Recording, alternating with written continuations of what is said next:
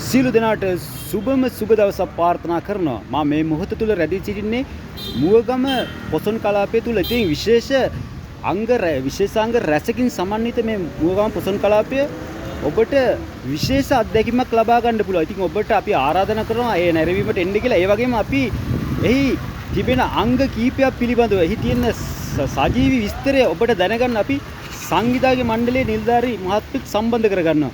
අපි ඒ තුමාගෙන් අහලා බලමු මොකද්ද මේ පොසොන් කලාපය කියලා අදහස් කරන්නේ මොකද්ද කියලා.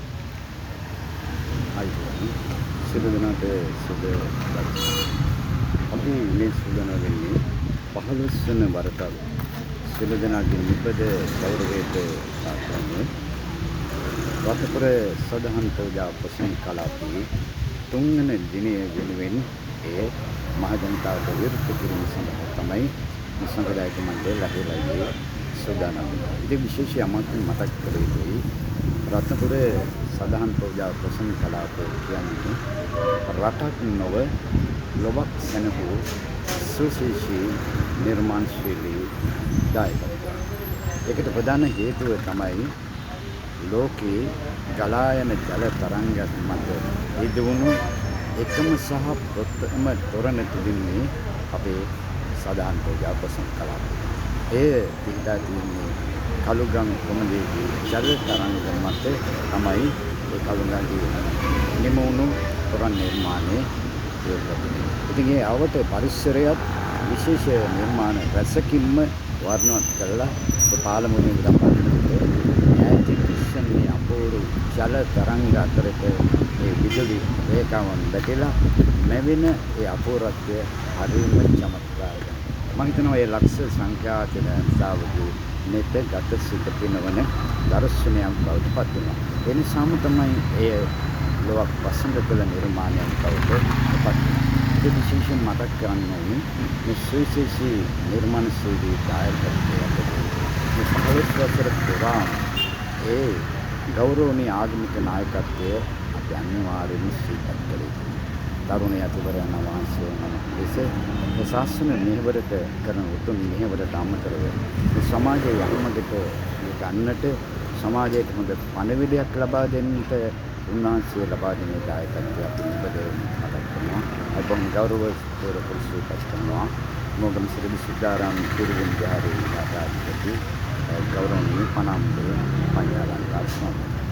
උන්වහන්සේ ශ්‍රී අවවාදන් ශාසනත් දෙන විට ඔවුන් නොසිතන්නට මේ සියලුගේ යථාර්ථයක් බවට පත් වෙනවා. මම හිතනවා දින සති මාස ගණන් වැය කරමින් ඒ තරුණ කමට තියෙන සැබෑ අභිමානය එකට යාත් කරමින් මොගම ප්‍රින්සිපල් තරුණ සංවිධානයේ ඒ සංවිධාන පිටපසේ මහා දෙවන්ත බලවේගයක් බවට පත් වෙනවා. ඒක හරි සතුටුට කාරණා.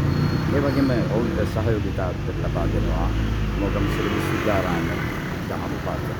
ඉතින් මේ 15 වසර පුරාම ලක්ෂ සංඛ්‍යාත ජනතාවගේ නිබඳ ආදරයට ගෞරවයට පාත්‍ර වුණු මේ සුවිශේෂී පොසොන් නිර්මාණය අපූර්ව ප්‍රතිඵලයක්.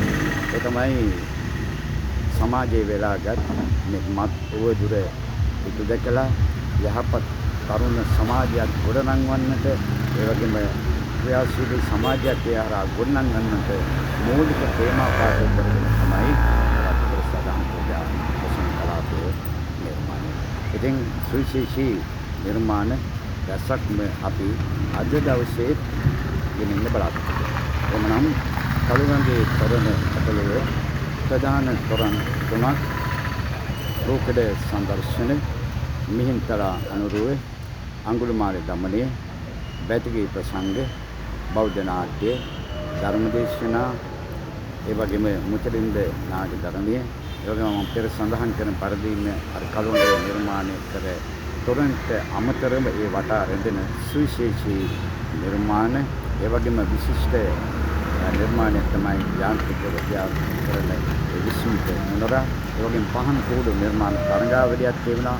ලංකාවේ විවිධ ප්‍රදේශවලින් පැමිණි ඒ නිර්මාණ ශිල්පී කලාකරුවන්ගේ කැපී සිටි නිර්මාණ පහන් කෝඩු රාශියක්ම තිබුණා. ඒ වගේම දිනපතාම මේ පැමිණෙන දහස් සංඛ්‍යාත ජනතාවගේ කුසගින්න නිවාලන්නට විශේෂ දන්සල් රාශියක් ක්‍රියාත්මක වෙනවා.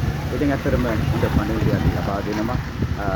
සියලු පාදක කම්කටොළු බිඳලා මම හිතන්නේ සිත් තුළ ඇතිවෙන ඒ සියලු දේ ඈඩ් කරලා සිත් දයාවෙන් කරුණාවෙන් පුරවාලන්නට හොඳ ආමිෂ පූජාවකට සහභාගී වෙන්නට ඔබට අවස්ථාව තියෙනවා. නිසා බොහොම ගෞරවයෙන් සියලු දෙනාට ආරාධනා කර තිබෙනවා එන්න කියලා අද අපි 15 වන පියවරේ 3 වන දිනේට විවෘත කරන්න බලාපොරොත්තු වෙනවා.